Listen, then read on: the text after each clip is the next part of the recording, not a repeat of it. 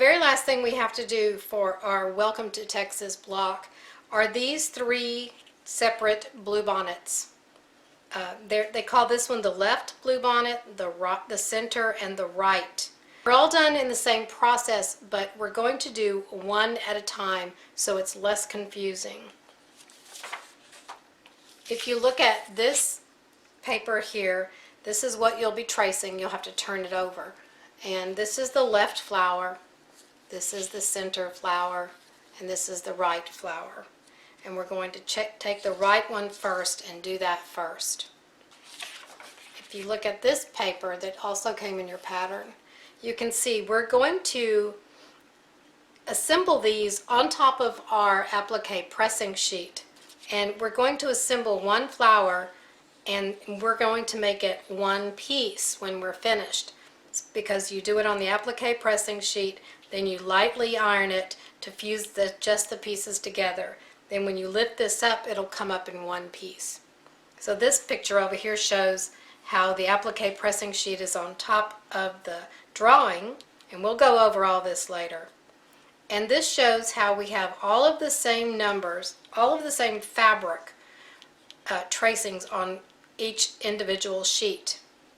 Here is the right flower that we're going to work on first. We're going to look at it really close and see the difference between the other ones. This is V. This is the white tip of the flower, or off-white tip.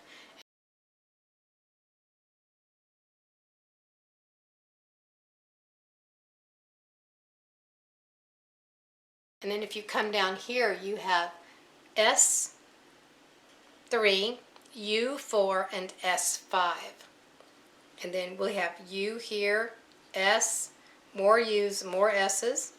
Then as we go down, we start with R's, some more S's and U's.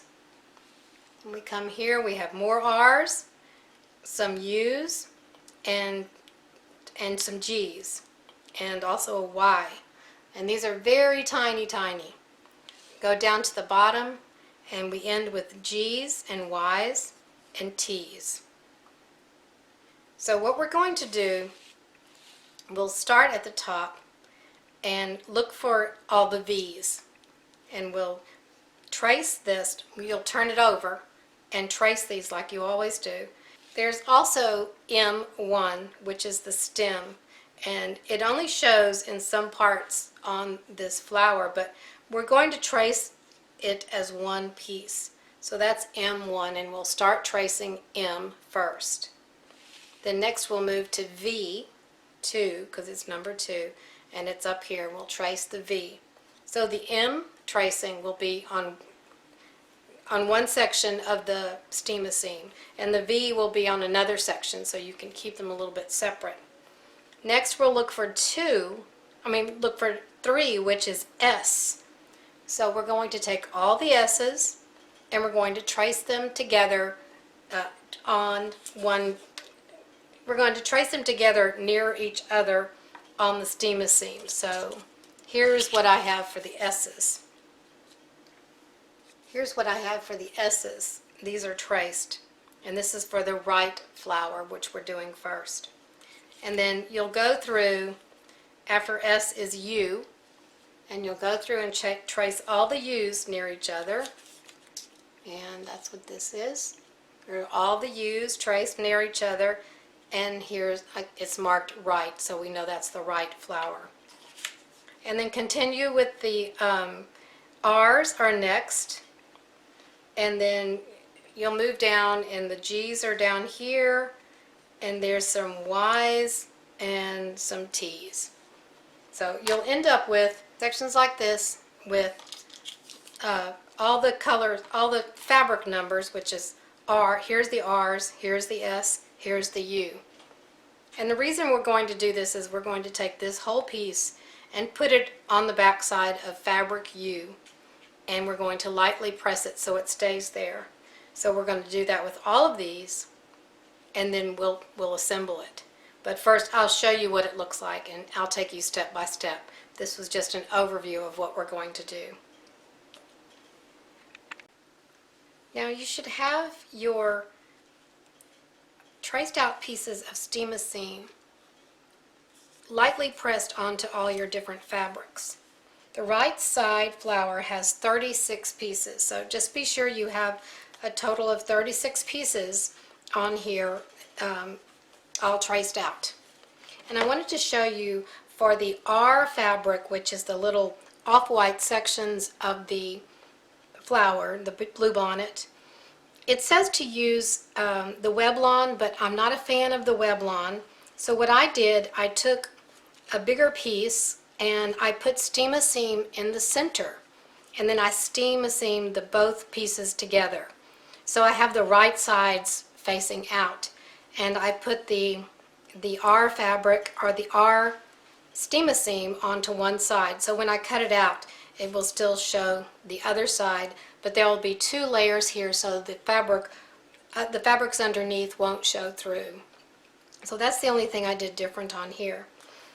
And what you're going to do now, you need your light box, and you need, turn this up, you need your light box and your applique pressing sheet and your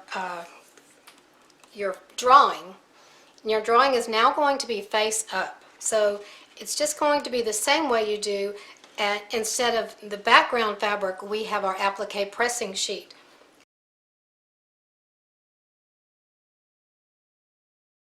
So we're going to build this flower on the applique pressing sheet.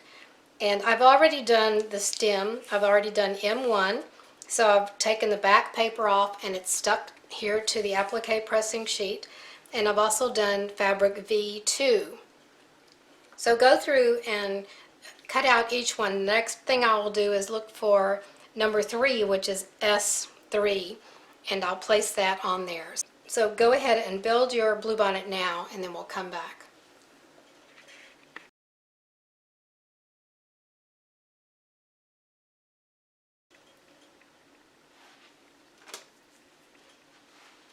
I've gone through and placed all the 36 pieces onto the applique pressing sheet using the drawing as my guide. I've also gone through and with my Pigma pen I've marked in places on the top and on some of these other little pieces here, just parts of the flower. I went ahead and marked those. Now what we're going to do, it's still loose, it's still stuck here, but everything is loose. And what we want to do is attach everything together. So how we do that, we're going to take it to the ironing board, and I'm going to use the other side of my applique pressing sheet and going to lightly press this. Just enough, just like you do to stick the steam-a-seam to the back of your fabric. But before we do that, I wanted to show you something as you're tracing to make life a little bit easier. If I lift this up, you can see that this piece is one piece. And I'll put this back down and show you over here on the drawing, that piece is U25. And it looks like U25 is broken into two pieces, here and here. But if you, as you're tracing it, consider it one piece. The same thing with U22. It's this one piece that consists of this half and that half, because your R23 will go on top and your 24 will go on top of that. So keep that in mind as you are tracing. Same thing with G31, treat it as one piece. G34, treat it as one piece. That makes it a little bit easier. So now I'll go press and show you. Alright, moment of truth. I'm going to see if these stuck together. I'm using that purple thing to just gently pull up all the pieces and make sure they're stuck to each other.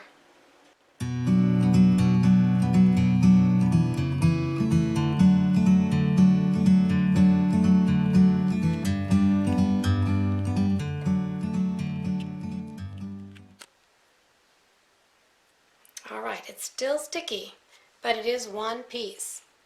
So we're going to take this one piece now and put it on our big background fabric. So here is our Texas. Welcome to Texas. And the right side is going to go over here and it's going to be tucked inside these leaves down here. So let me just check to make sure. So it's coming up right through here. And I'll just pull up some of these, put this in here, and I'm actually not going to be too picky about where it goes. I just want to make sure it goes. So, move this down some more. And when you're happy with it, then go ahead and stick it in place. So just press it down.